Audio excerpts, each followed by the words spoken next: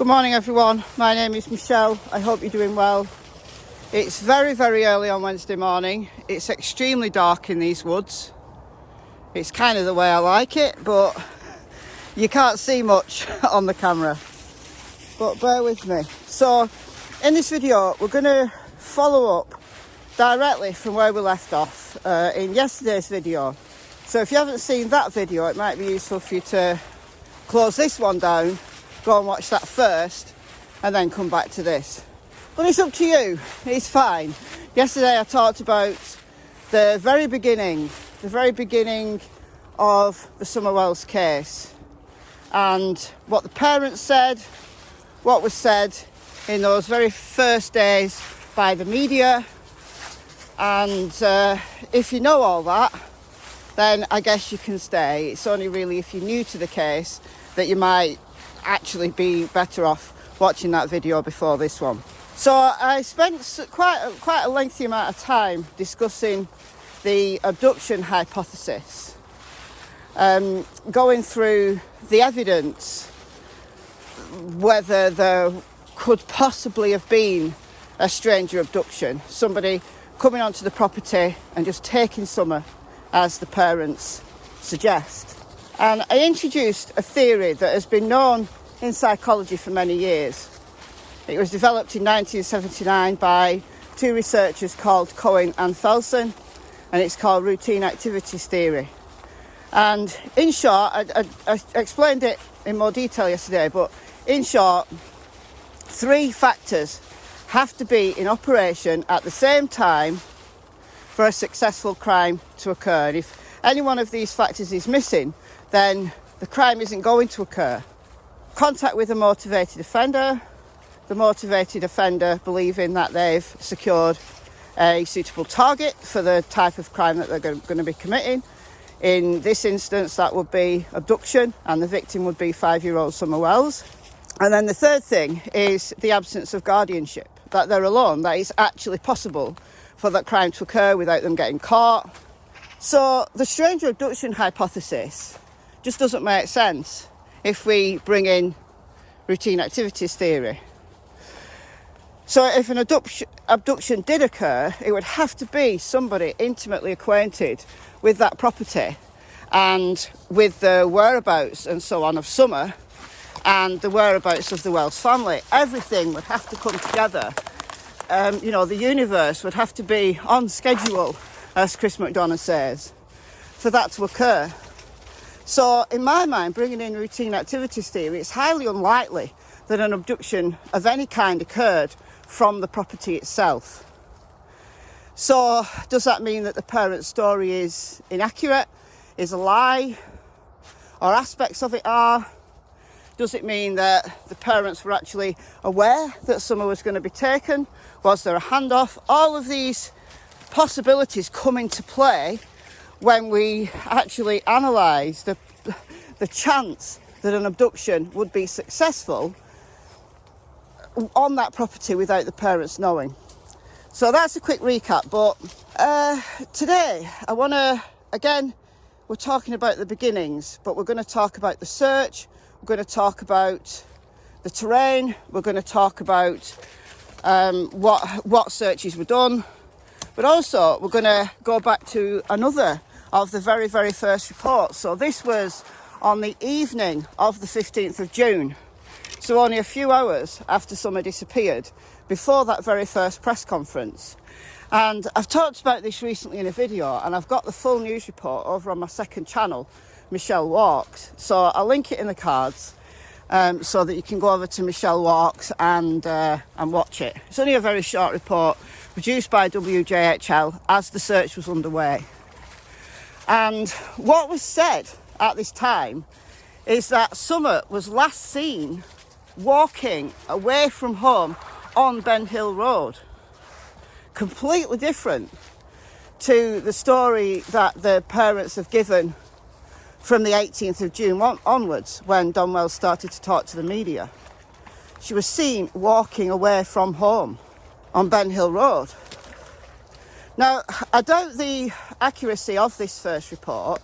I think something's gone awry somewhere, because they say that she was seen around 7 p.m. Well, it's around that time that the first responders arrived. The search had been underway for Summer for at least an hour. The Wells neighbour who lives, she used to live across the way there at 125 Ben Hill Road, the same neighbour that heard the scream, which we'll talk about in a future episode of The Truth in the Hills, because I'll start to bring things that have been said more up to date. But the neighbour, Jodisue, also said that she heard the search. She heard Candus and the boys start searching for Summer around 6 p.m. She said this in some Facebook videos that she's been making, and they were brought onto YouTube by True Crime Commentary. So I'll leave a link to that in the description box. So she said she heard them around 6 p.m. searching for Summer. So it throws out the timeline completely. It verifies what the dispatch call said, if what Jodisue is saying is accurate. Because in the dispatch call, the 911 calls came in shortly before 6:30. And in the dispatch call, they said they'd been searching for Summer for around 10 minutes.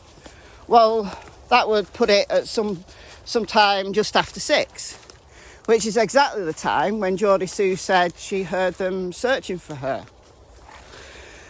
So there's that. So if the Wells, Candus and Summer and Grandma got home at around 3:30 or even before then, and they only realised Summer was missing at 6 o'clock, well, what was going on in all of that time? It's an open question. I don't know.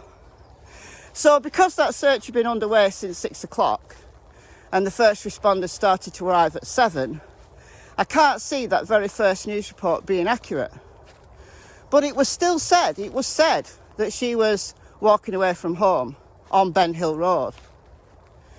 Now, later press conferences, starting on the 16th of June, Leslie Earhart from the TBI said that Summer was last seen outside of her home. Now, that's understandable because it could be the last time Candy saw Summer was technically outside, going into the house. It would only have been the brothers that actually saw her after that, and we don't know what the brothers have said because they're minors. We don't have access to anything they've said. So we just don't know. I think the brothers' testimony is one of the keys, one of the absolute keys here. But we don't know what they've said. We don't know whether they've verified Candus's report or whether they've said something different. I'd love to know, but I understand why we can't know that information. So the search was underway. They had, even like starting on the night, they had roadblocks, they had the dog searches, they had helicopters overhead, which went on for several days. They had drones to try and penetrate that very, very deep canopy of trees. It's very heavily, heavily treed woodland, far more dense than this woods. This woods is just a little playground in comparison. And in East Tennessee, it's part of the Appalachian Mountains, which have been carved out. It's fascinating, it's beautiful.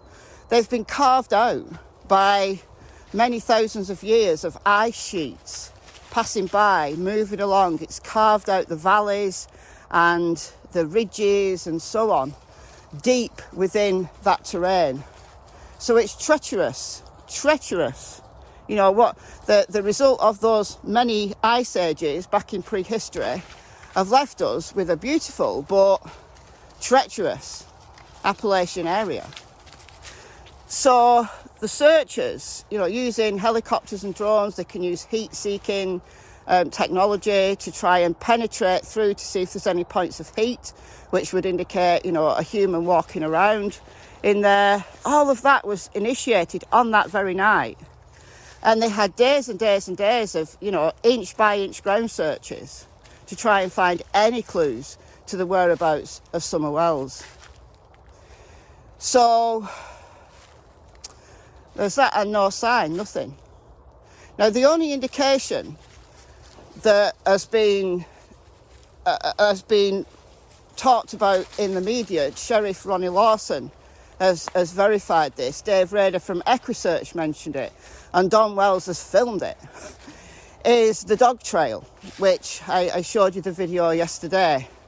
I'll put it in again here. The dog trail is a track that leads from the Wells property going down the hill close to that basement door where allegedly Summer could have come out of if she was, playing in the basement. To be abducted from the basement is ridiculous, but if she'd come outside and decided to go and play, then yeah, there is that slightly increased possibility that someone hanging around on the property would take her. We discussed that yesterday. So, yeah, it leads down back onto Ben Hill Road. And to be honest, it looks treacherous, but I don't think it's that steep. I certainly could run up it. It's not a long hill. This looks steep. Probably doesn't look that steep on the camera. But the dog trail's bigger than this. But it's probably around the same steepness, I would think. If I was in East Tennessee, I'd volunteer to run up the dog trail and see how long it would take me. I'm a bit of a mountain goat when it comes to climbing up hills. I could do it, even though I'm not fit these days. I can't go down hills very well, I lose my balance. But certainly going uphill, I don't find difficult. So I could see somebody using the dog trail, if Summer was completely on her own, if there was no other persons on the property, I could see how somebody would be able to go up the dog trail if they knew where to look. As we discussed yesterday, that is incredibly unlikely. So there's that. So the search dogs, it's been claimed, followed Summer's scent down the dog trail and onto the road. But did they though? And then they lost their scent on the road. Did they though? Because the first reports of the search dogs hitting on a scent, I think this was what Dave Rader said, was that the scent actually went down the driveway, not down the dog trail. It's Don Wells that's introduced this dog trail idea because it directly links you from the basement door. You can see where he's kind of come up with that and used his own narrative. Let's very quickly talk about the search dogs while we're here. Let's keep going. So I have made videos about search dogs before. I've made several in relation to Summer Wells. I've made several in relation to the Chris Watts case. So I've got quite a lot of information on my channel about search dogs. I think if you go to my channel homepage and search for search dogs, I think you'll probably get them. So just quickly, there's two main types of search dogs that are used in the tracking of lost humans. Firstly, there's cadaver dogs, which are searching for the scent of death. So when someone dies, very quickly after they've died, they start producing a substance called cadaverine. There's various other substances as well that are produced, but cadaverine gives you that, that scent of death that is unmistakable. That's the breaking down of a certain protein, and it produces cadaverine. That's the scent. So cadaver dogs are searching for that, and they can, a dog's nose is fantastic. We can smell it and it's horrible, but a cadaver dog, a well-trained cadaver dog, can sniff out the scent of death when a body has long since been removed. They can smell dead bodies in water. They can smell dead bodies deep underground. They can smell, even a very, very good dog can even smell human ashes. Very, very good dogs. It's not that reliable, but they can, possibly. And there is some debate about when this scent of death becomes strong enough after death. And reliably, studies have shown that reliably cadaver dogs can scent the smell of death within about 2 hours of the person passing away. Very, very good dogs can probably smell it earlier than that, much earlier than that. But 2 hours is generally considered to be reasonably reliable. It depends on other factors. It depends on the state of the body when they were alive. It depends on the terrain. It depends on the heat. Depends on a lot of factors as to how quickly decomposition begins, to be honest. So there's all that to consider. But the cadaver dogs were brought in and there was no alerts from the cadaver dogs that we know of. And they searched extensively the property, the grounds, the vehicles, everything. And there was no scent of death, which leads me to believe that she did not die on that property. That's what it leads me to believe. Now, she could have just died and been whisked away very quickly. But if she'd been taken in a vehicle, then she can't have been taken that far away. If they'd taken her an hour, 2 hours away, then there's technically the time in the timeline, certainly to go an hour away and drop a body off somewhere. But there is always that chance that that scent, that death scent, would have been picked up by the cadaver dogs. There is that chance.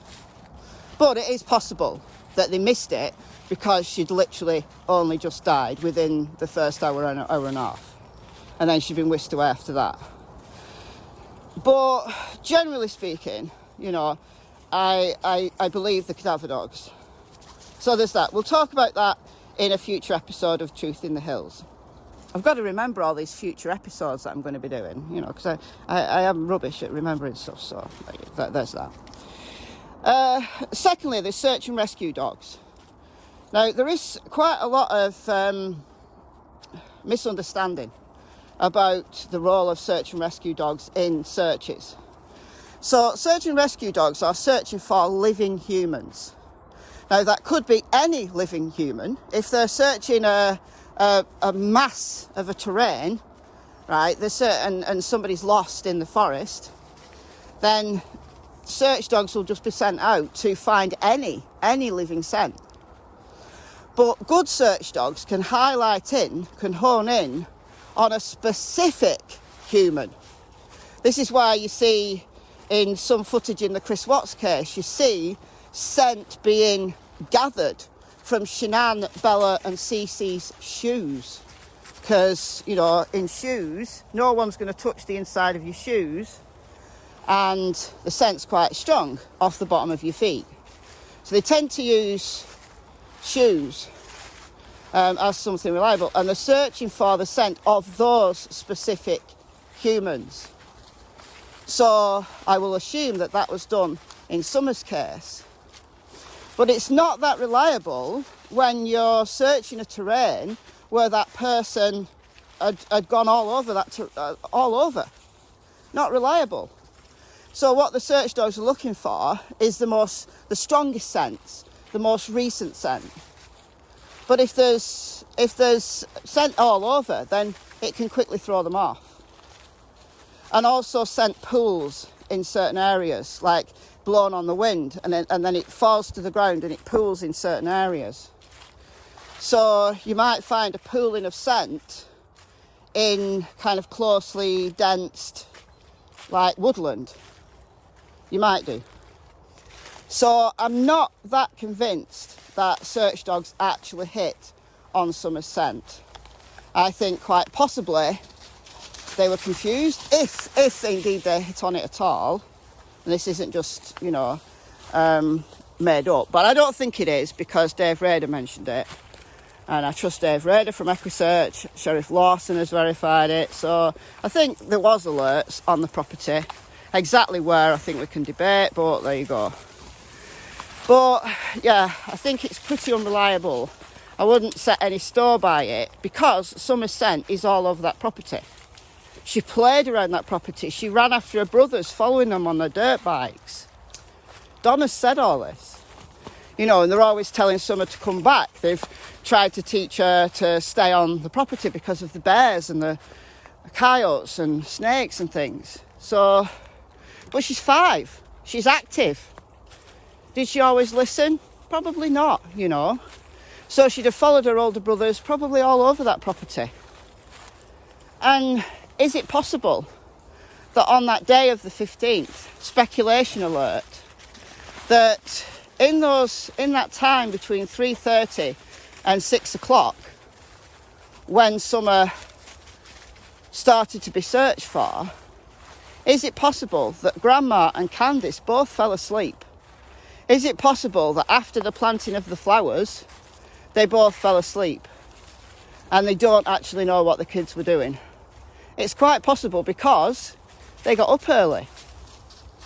And that will explain this gap in time that Candus doesn't want to mention because she'd been considered neglectful because she fell asleep and she didn't actually know what her kids were doing. So is it possible that they all went outside and, I don't know, maybe went down to the creek? Because it's an easy walk down to the creek. That's where the boys went to search. Jodisue saw them down at the creek. Don saw them down at the creek. It's an easy walk down. It's only a couple of minutes from the house. So is it possible that the kids, I don't know, were playing a game, playing hide and seek, the boys were on their bikes and Summer was following them? Is that possible? Yes, it is possible. And if we bring in that scenario, then it's also possible that Summer wandered off. It is possible that Summer wandered off. But that's the thing Candus doesn't want to talk about because she'd be deemed neglectful. It's possible. I'm just opening it up as a possibility. It's a slim possibility, but it's a possibility that Summer just wandered off. Again, the testimony of the boys is key here. They can verify that. They probably have by now if they've been talking to law enforcement. There's a little, I don't know, tidbit of information that came out on Reddit, like within the days of Summer's disappearance. And this is allegedly from a neighbour. Now, this has not been verified by law enforcement. And just statements made on social media with no verification, I generally ignore them. And I ignored this for a long time. I saw it at the time, ignored it because it's not been verified. But people have talked about it. People have asked me to talk about it. So I have briefly talked about it in a previous video, but I'll talk about it again here. On a neighbour reports who wishes to remain anonymous, which always makes me nervous, that a footprint, a child's footprint, not the footprint of the children on that property, not the children of the neighbour, but another footprint was found on this person's property, but also on another neighbour's property, about 3/4 of a mile distance between these two footprints, and nothing else. And allegedly, according to this neighbour, search dogs hit on these footprints, indicating that this was Summer's footprints, but there's no verification of it. And how would there just be two footprints, right, 3/4 of a mile apart?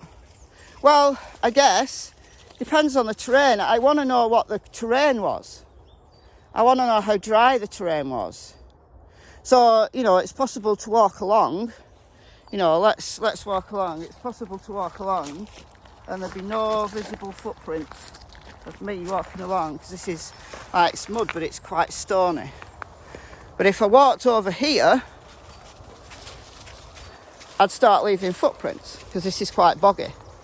So is it possible that the ground was generally dry apart from just little areas which were boggy, and then you got the footprint in there? Oh, the sheep are there, look. The sheep are in that field. I was going to go there, but now I can't. The sheep are there. She's scared of them. Is it possible that Summer wandered off and was wandering around lost, wandering around neighbours' yards lost, and left just that little sign of footprints? And either she's been picked up by some nasty stranger, because this then makes the stranger abduction hypothesis more likely, right? Because she's away from home. But if she's wandering deep in the woods around neighbours' properties, well, then it would, and all this is private property, so who would be hanging around these woods? Next to nobody, apart from the neighbours themselves. So it starts to implicate neighbours. But we don't know which neighbours, we don't know the direction of travel. We can't even verify that this was Summer, despite the search dog hits. It's not been verified. It's just intriguing. Now, is it possible that she wandered off and, like I said, her footprints are only seen in certain areas because it's mainly dry, but then there's just little boggy pockets? I don't know, because I've never been there. Or is it that she was being carried by somebody and they just set her down at certain points? Well, if so, where's the adult footprints? Because if they set her down in a little boggy area, why is there no adult footprints next to it? So I don't really know what to make of the footprints. I think it implies, if it's true, I think it implies more that she wandered off and got lost. If so, why has she not been found? Was she picked up a mile, 2 miles away from home, lost by some nasty person? As I said, that would imply it's somebody very close. And that ties in to what I've been saying about the closeness of the people who live in that area. The truth is in those hills, and whoever knows will not say. Even if several people know, they'll protect each other and they will not say. And the chances of Summer's body being found, I know it's disheartening, but it's next to zero. Because despite that search taking place, and Captain Tim Coop said by the 24th of June, listen to what he says. We have now utilized 106 agencies spanning from Tennessee, Ohio, Virginia, Alabama, Georgia, and North Carolina assisting in these search efforts. Numerous specialized search and rescue groups with numerous canine teams have been represented from each of these agencies. We have covered over 4.6 square miles, with that being over 3,000 acres being searched since Tuesday night when she was reported missing. The rugged mountainous terrain continues to cause problems. This has slowed search operations down in these areas, but please be rest assured, while incurring these conditions, we are still searching with an aggressive approach with extreme attention to detail. So by the 24th of June, 9 days later, they'd searched 4.6 square miles. Well, I've plotted out square miles on the map with the property at 110 Benhill Road in the middle, because they tend to start local and fan out. This is quite a little bit bigger than 4.6 square miles. It's not very precise, and we don't know whether it was a square or whether it was, it was off to one side. It's just giving an idea. I've just plotted this just to give you an idea of what 5 square miles looks like, and it only touches a fraction of even just that one mountain. It only touches a fraction of it. So if Summer got lost and was taken and she was abused and murdered by somebody in that local area, she could still be in those hills hidden on someone's property, and she hasn't been found because that terrain is vast.